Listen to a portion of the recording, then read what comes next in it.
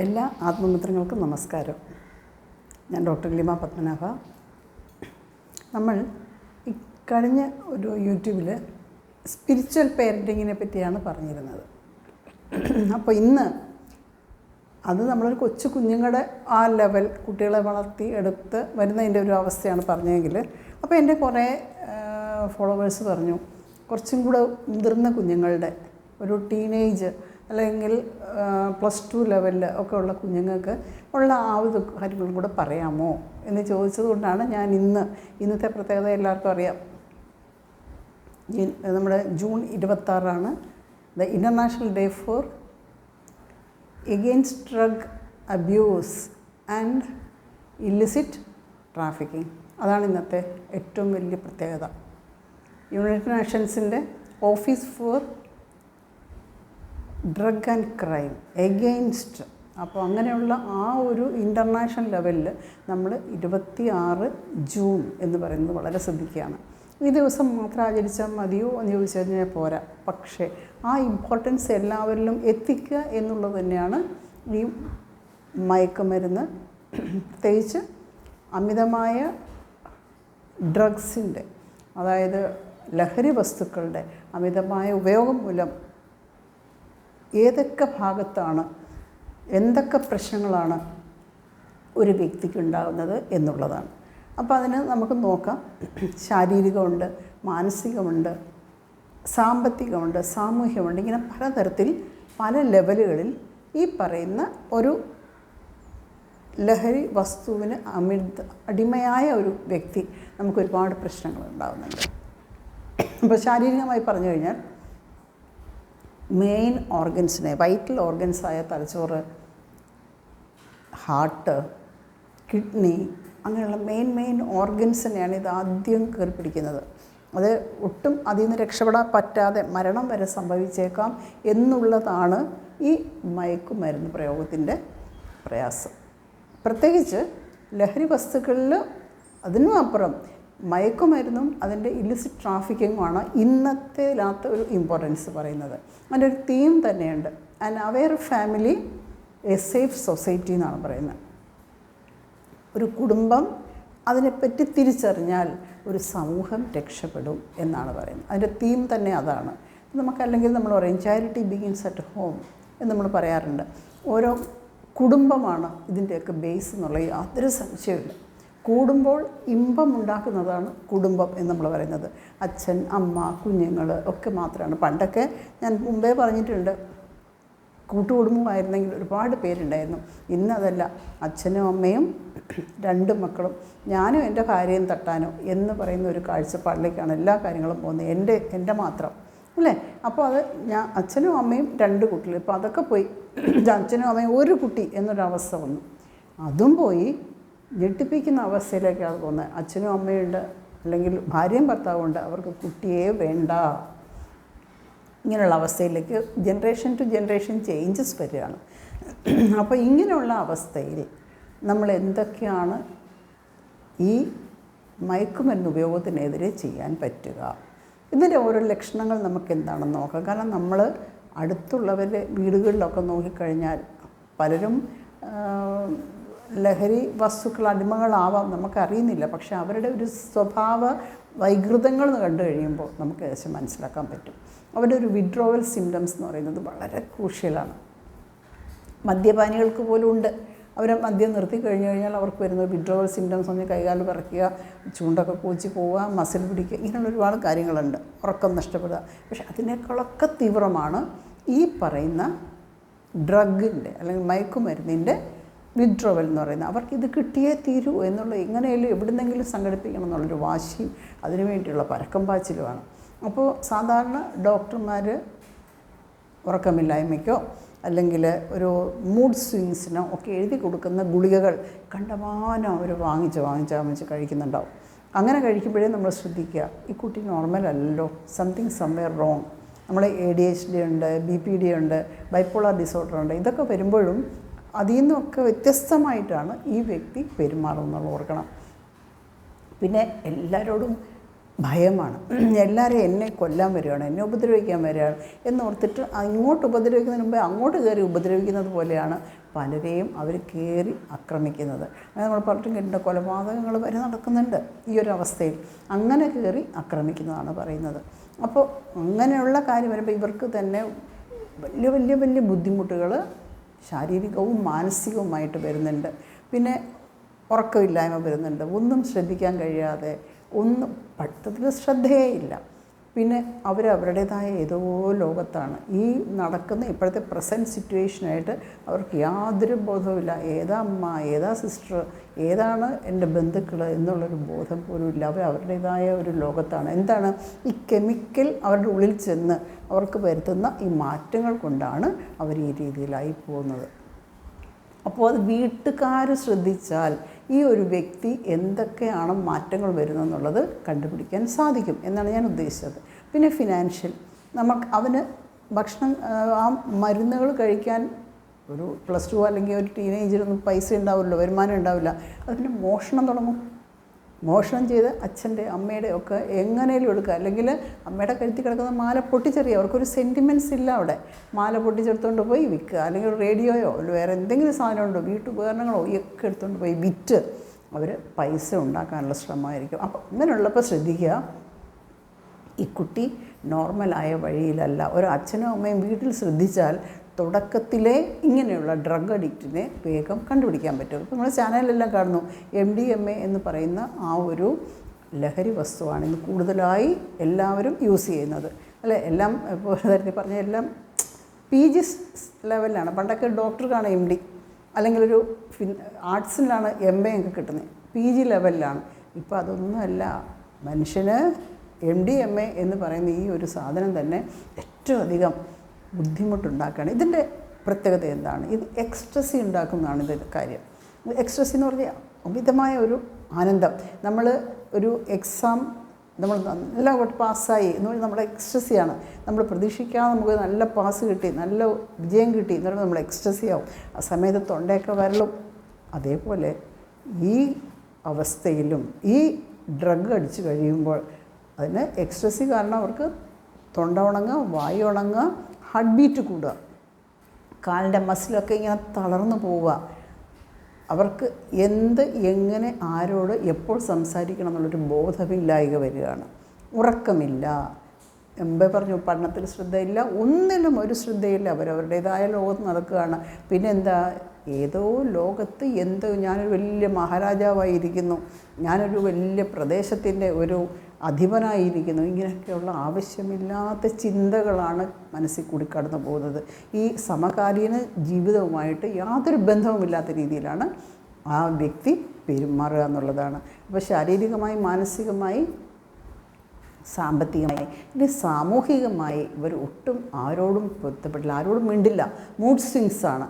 ഇപ്പോൾ നമ്മൾ കണ്ടു കഴിഞ്ഞാൽ പിന്നെ ഭയങ്കരമായിട്ട് വയലൻ്റ് ആവുകയാണ്. അതേസമയത്ത് കുത്തിയിരുന്ന് കരയുന്ന കാണാം. ഇങ്ങനെ ഓരോരോ വ്യക്തികൾ, നമ്മളിതിനെന്തിനാണ് ഇത് പറയുന്നത് വെച്ച് കഴിഞ്ഞാൽ, നമ്മുടെയോ അടുത്തുള്ള കുടുംബത്തിലെയോ ഇങ്ങനെ ഒരു വ്യക്തിയെ കണ്ടാൽ ഉടനെ തിരിച്ചറിയുക അത് ലഹരി മരുന്നിന് അടിമയായി തുടങ്ങി എന്ന് മനസ്സിലാകുക. അപ്പോൾ എന്താ, നമ്മൾ സർവീസ് മൈൻഡഡ് ആവുക, service to the humankind. നമ്മൾ പെട്ടെന്ന് അവരെ അറിയിക്കുക, നമുക്ക് ഈ കുട്ടിയെ ഇതിൽ നിന്ന് രക്ഷപ്പെടുത്താൻ, അല്ലെങ്കിൽ ആ വ്യക്തിയെ അതിൽ നിന്ന് രക്ഷപ്പെടുത്താൻ എന്ത് ചെയ്യാം എന്നുള്ളത് നമ്മൾ ഒരു സർവീസ് മൈൻഡായിട്ട് തന്നെ ആലോചിച്ചാൽ മാത്രമേ ഇതിന് നമുക്കൊരു രക്ഷപ്പെടുത്താൻ സാധിക്കുകയുള്ളൂ. ഈ ദിവസത്തിൻ്റെ പ്രത്യേകത എന്താണ്? ഇതൊരു സെലിബ്രേഷനാണ്. ആ സെലിബ്രേഷൻ നമ്മൾ എങ്ങനെയാണ് ചെയ്യേണ്ടത്? എല്ലാ വീടുകളിലും, അടുത്തടുത്തുള്ള വീടുകളിൽ നിങ്ങൾക്ക് പരിചയമുള്ളിടത്തൊക്കെ പോയി പറയാം, ഇങ്ങനെ ഏതെങ്കിലും അസ്വാഭാവികമായി നിങ്ങളുടെ വീട്ടിൽ ആരെങ്കിലും പെരുമാറുന്നുണ്ടെങ്കിൽ അത് പ്രത്യേകം നോട്ട് ചെയ്യണം. കാരണം ഇപ്പോൾ തന്നെ കേരള ഗവൺമെൻറ്റും മറ്റെല്ലാ ഗവൺമെൻറ്റും, സെൻട്രൽ ഗവൺമെൻറ്റും ഒക്കെ വളരെയധികം താല്പര്യമെടുത്ത് ഈ ലഹരി മരുന്ന് ഉപയോഗങ്ങളും അതിൻ്റെ കള്ളക്കടത്തും ഒക്കെ തടയാൻ വേണ്ടി ഒരുപാട് ശ്രമങ്ങൾ നടത്തിക്കൊണ്ടിരിക്കുകയാണ്, അല്ലേ? ഇൻ്റർനാഷണൽ, ഞാൻ പറഞ്ഞു, ഒരു ഇൻ്റർനാഷണൽ ലെവലിൽ പോലെ നടക്കുന്നുണ്ട്. യുണൈറ്റഡ് നാഷണലിൻ്റെ തന്നെ office for drug and crime offence, ഇതിന് എഗെയിൻസ്റ്റാണ് അവർ ചെയ്യുന്നത്. അപ്പോൾ അത് തന്നെ ഏറ്റവും വലിയൊരു ഇൻസ്റ്റിറ്റ്യൂഷൻ. അവർ ഡിസംബർ 7 1987 ഡിസംബർ 7 ഇങ്ങനൊരു തീരുമാനമെടുത്തത്. അപ്പോൾ അവരൊരു സ്റ്റാറ്റിസ്റ്റിക്സ് നോക്കിയപ്പോൾ 14-നും 84-നും ഇടയ്ക്കുള്ള എത്രയോ മനുഷ്യരുടെ സ്റ്റാറ്റിസ്റ്റിക്സ് നോക്കുമ്പോൾ ഓരോ വർഷവും നല്ല ഉയർച്ചയാണ് ഇത് ഉപയോഗിക്കുന്ന ലെവലിൽ കാണുന്നത്. 23% ഉയർന്നു എന്നാണ് പറയുന്നത് മുമ്പുള്ളതിനേക്കാളും. അപ്പോൾ ആ ലെവലിൽ വരുമ്പോൾ എല്ലാ വ്യക്തികളും അറിഞ്ഞോ അറിയാതെയോ ഇതിന് അടിമകളാകും എന്നുള്ളതാണ്. ഇതിന് എന്താണ് കാരണം? ഞാൻ മുമ്പേ പറഞ്ഞു, സ്പിരിച്വൽ പേരൻറ്റിങ് എന്ന് പറയുന്ന ഒരു കാര്യം നമ്മൾ വീടുകളിൽ ആ കുഞ്ഞുങ്ങൾക്ക് വളരെയധികം ശ്രദ്ധിക്കുക. മുമ്പ് പറഞ്ഞു മൊബൈലിൻ്റെ ഉപയോഗം ഞാൻ പറഞ്ഞു. മൊബൈൽ എടുക്കുമ്പോഴും നമ്മൾ വളരെ ശ്രദ്ധിക്കുക, ആ കുട്ടി എന്താണ് കാണുന്നത്. കോമൺ സ്പേസിൽ ഇരുന്ന് ചെയ്യാൻ പോവുക. നമ്മളുടെ മൊബൈൽ ഉപയോഗങ്ങളും നമ്മൾ കുറയ്ക്കുക. ഭക്ഷണം കഴിക്കുമ്പോൾ ഒരുമിച്ചിരുന്ന് ഭക്ഷണം കഴിക്കുക. ആ സമയത്ത് മൊബൈൽ തൊടാതിരിക്കുക.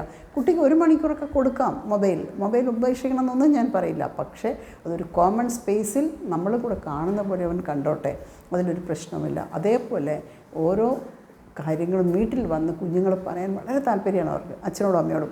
ആ പറയുന്ന സമയത്ത് ഒരു സൈലൻറ്റ് ലിസണറായി എല്ലാം കേട്ടിരിക്കുക. സാധാരണ എങ്ങനെയാണ്, നമ്മൾ കുഞ്ഞ് പറയുന്ന കാര്യങ്ങൾ കേൾക്കുമ്പോൾ നമ്മൾ ഉടനെ അങ്ങോട്ട് പ്രതികരിക്കാൻ തുടങ്ങും. നിന്നോട് ആര് പറഞ്ഞ് അങ്ങനെ അവനോട് ഉത്തരം പറയാൻ എന്ന് പറയും നമ്മൾ കയറി ഉടക്കാറുണ്ട്. അല്ലെങ്കിൽ നിന്നോട് ആര് പറഞ്ഞു, നീ അവനെ നോക്ക്, അവനെന്ത് സ്വസ്ഥമായിരിക്കുന്നു, നീ മാത്രം എന്താ ഇങ്ങനെ ഇങ്ങനെ പറയുമ്പോൾ കമ്പാരിഷൻ വരുമ്പോഴും അതിനകത്ത് കുഞ്ഞുങ്ങൾ മനസ്സ് തളർന്നു പോവുകയാണ്.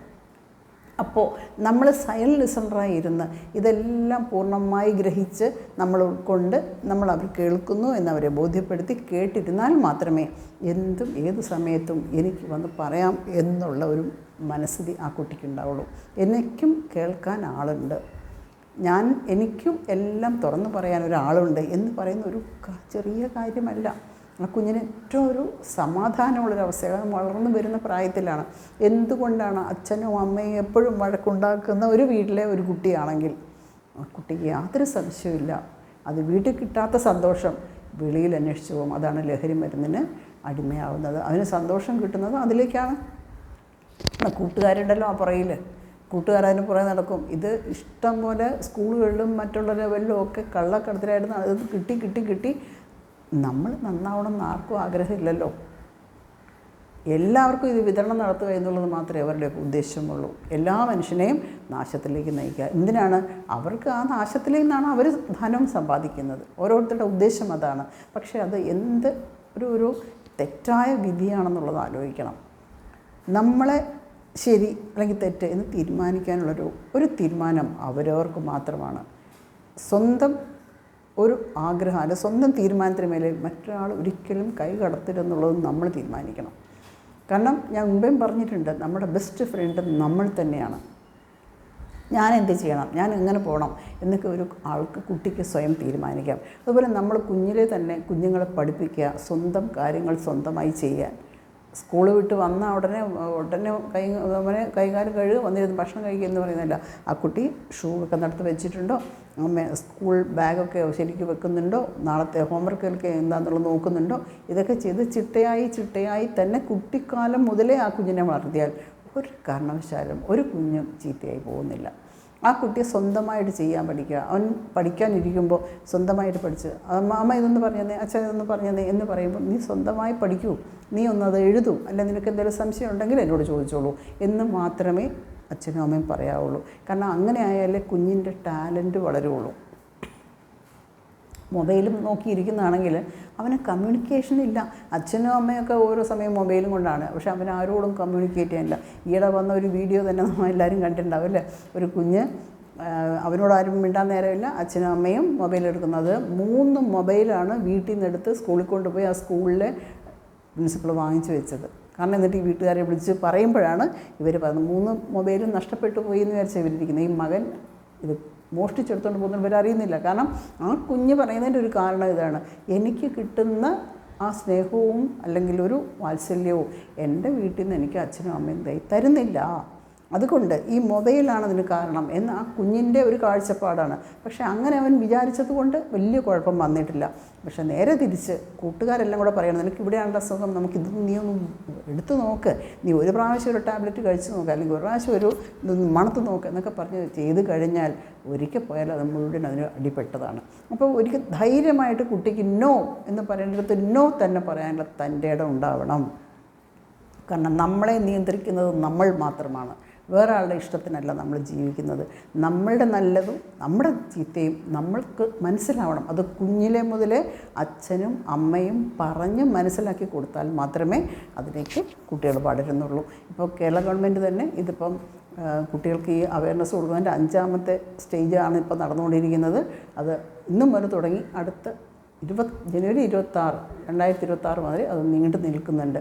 അപ്പോൾ ഇവരുടെ ഒരു പുതിയ ഒരു സ്ലോഗൻ തന്നെയുണ്ട്, evidence is clear, invest in prevention എന്ന് തന്നെ അവർ പറയുന്ന ഒരു കാര്യമുണ്ട്. കാരണം നമ്മൾ തെളിവുകൾ നമ്മുടെ മുന്നിലുണ്ട്, അവൻ്റെ സ്വഭാവത്തിൻ്റെ രീതിയിൽ പ്രത്യേകതയും വ്യത്യാസമൊക്കെ കാണുമ്പോൾ നമ്മൾ അതിന് പ്രിവെൻഷൻ എന്താണോ ആ കാര്യം നമ്മൾ എടുക്കണം. ഒരിക്കലും ഒരു നാണക്കേടും വിചാരിക്കേണ്ട കാര്യമില്ല. നമ്മുടെ ഇപ്പോൾ തന്നെയുണ്ട്, എനിക്ക് തോന്നുന്നു ഗ്രാമവാസികളും അല്ലെങ്കിൽ ബാക്കിയുള്ള സേവാ സംഘടനകളും ഒക്കെ ഇങ്ങനെ ഏതെങ്കിലും വ്യക്തിക്ക് ഒരു സ്വഭാവ മാറ്റമുണ്ടോ, അവൻ അതിന് അടിമയാവുന്നുണ്ടോ എന്ന് കണ്ടുപിടിച്ച് രംഗത്ത് ഒരുപാട് പേര് വരുന്നുണ്ട്. അപ്പോൾ എല്ലാവർക്കും ഈ ഒരു അവസ്ഥയിൽ നല്ല ഒരു കാര്യം, ഭൂമിക്ക് വേണ്ടി നമ്മളൊരു കുടുംബം നന്നായാൽ ഒരു ദേശം നന്നാവും, ദേശം നന്നായാൽ ആ രാജ്യം നന്നാവും, രാജ്യം നന്നായാൽ രാഷ്ട്രം നന്നാവും, രാഷ്ട്രം നന്നായാൽ ഈ പ്രപഞ്ചം മുഴുവനും നന്നാവും. അതിനു വേണ്ടിയാണ് നമ്മൾ ശ്രമിക്കേണ്ടത്. അതിനുവേണ്ടി ഇന്ന് തന്നെ ഒരു പ്രതിജ്ഞ ചെയ്യാം. I pledge, I will keep myself and my family and my beloved ones away from drug or any narcotics, and we will live healthy, happy and hearty life. ഇത് എല്ലാവർക്കും ഒരു പ്രചോദനമാവട്ടെ എന്ന് ഞാൻ ആഗ്രഹിക്കുകയാണ്. ടീനേജ് കുട്ടികൾക്കും എല്ലാവർക്കും മാതാപിതാക്കൾ തന്നെയാണ് ഈ കാര്യങ്ങൾ മനസ്സിലാക്കി കൊടുക്കാനും അവർക്ക് ബേസിക് സ്വഭാവം, മനുഷ്യത്വം തന്നെ ആദ്യം പഠിപ്പിച്ച് മനസ്സിലാക്കാനും ഉള്ളത് എന്ന് ഞാൻ ഒന്നും കൂടെ ഓർമ്മിപ്പിക്കുകയാണ്. എല്ലാവർക്കും നല്ലത് വരട്ടെ. Thank you. God bless.